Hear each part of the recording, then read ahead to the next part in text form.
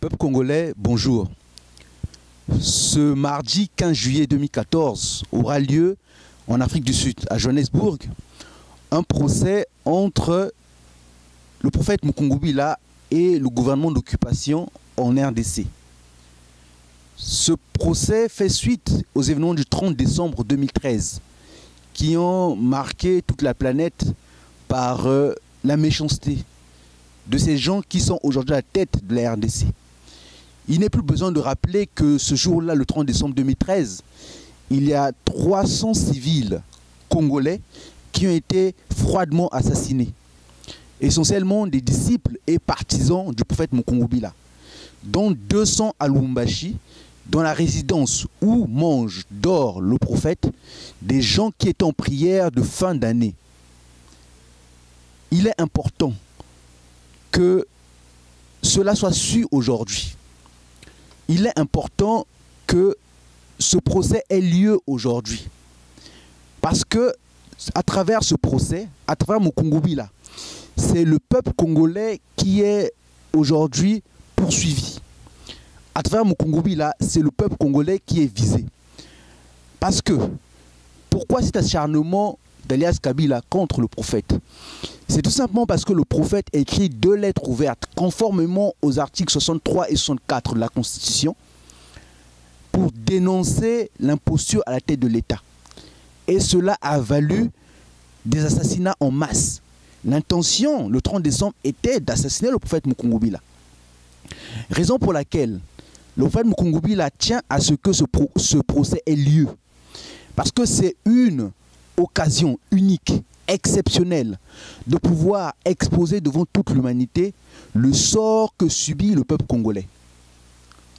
Il y aura ce jour-là, le 15 juillet 2014, il y aura des représentants de tous les organismes internationaux, à savoir l'ONU, l'Union africaine, l'Union européenne, mais aussi des grands États, les États-Unis, la Grande-Bretagne, l'Allemagne, la France, et en plus de tous les organismes des droits de l'homme connus, Human Rights Watch et la FIDH. Et donc c'est une vitrine pour le peuple congolais pour pouvoir exprimer ce qu'il subit de la part de ce pouvoir d'occupation. Raison pour laquelle il faut impérativement voir à travers ce procès le procès du peuple congolais. Ce n'est pas le procès Mukungubila, c'est le procès peuple congolais contre occupation. Le cynisme du pouvoir d'occupation est allé si loin qu'ils sont même allés jusqu'à accuser la victime. Autrement dit, c'est le bourreau qui a accusé aujourd'hui la victime.